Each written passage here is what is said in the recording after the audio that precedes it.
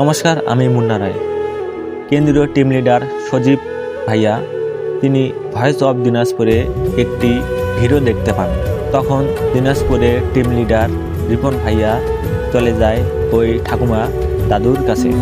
চোখের সমস্যা, চোখে দেখতে পায় না, চোখে হাঁটতেও তো পারে না দেখলাম ঠিক করে। হ্যাঁ, হাঁটতেও পারে না। আগে হাঁটতে পাইছিল, আগে গ্রামে ধরে গেছিলাম, এখন হাঁটতে পারে না। এখন হাঁটতে পারে না। নমস্কার, আমরা সনাতনী স্বেচ্ছাসেবী ফাউন্ডেশন থেকে আজকে কাহারোল থানার অন্তর্গত পাহাড়পুর গ্রামে একজন অসহায় ব্যক্তির কাছে এসেছি। আমরা সেটা জানতে পেরেছি দিনাজপুর ভয়েস থেকে। 8ই অক্টোবর 2025 এক মানবিক প্রতিবেদন বদলে দিল একটি অসহায় পরিবারের জীবন। দৃষ্টি প্রতিবন্ধী এক স্বামী ও তার অসহায় স্ত্রীর দুর্দশার গল্প ভেসে আসে ভয়েস অব দিনাজপুরের মাধ্যমে। এই খবর পৌঁছেই সাড়া দেন সনাতনী স্বেচ্ছাসেবী ফাউন্ডেশনের ঢাকা বিভাগীয় টিম লিডার শ্রী সজীব দাস। তার আহ্বানে দেশের বাইরে থাকা 4 জন সিঙ্গাপুর প্রবাসী এগিয়ে আসেন মানুষের সেবায়। শ্রী সমীর সরকার, শ্রী বাবুল চন্দ্র দাস, শ্রী গণেশ দাস এবং শ্রী কালীপদ মণ্ডল, এই 4 জন মিলেই পাঠান 30,000 টাকা। দিনাজপুর জেলা টিম সেই অর্থ হাতে পেয়ে ছুটে যায় ওই দম্পতির কাছে।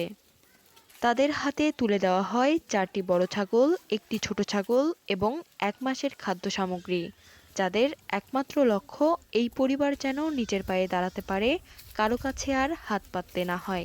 এই সহায়তায় ব্যয় হয় 25,000 টাকা ছাগলে, 5,000 টাকা খাদ্য সামগ্রীতে, সর্বমোট ব্যয় 30,000 টাকা।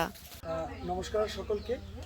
আমরা সনাতনী স্বেচ্ছাসেবী ফাউন্ডেশন এসেছি সেই দিনাজপুর কাহরোল একটি ভয়েস অফ দিনাজপুর সেই প্রতিবেদন দেখে আমরা এই মাসিমা মিশুর জন্য সামান্য ভালোবাসা এবং উপহার নিয়ে আমরা এসেছি।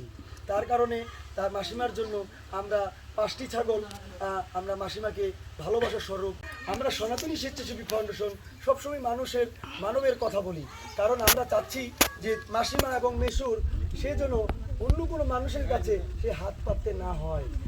সনাতনী স্বেচ্ছাসেবী ফাউন্ডেশন জানান, এটি শুধু একটি দান নয়, এটি একটি পরিবারের ভবিষ্যৎ বদলে দেওয়ার প্রচেষ্টা।